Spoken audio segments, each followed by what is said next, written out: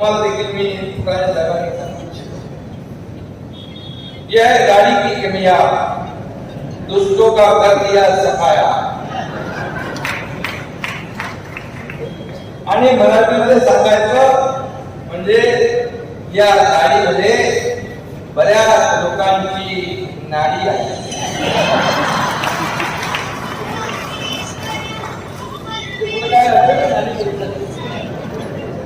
कुठली नाडी आपल्याला ते करायला लागतं. आपण पण माहिती आहे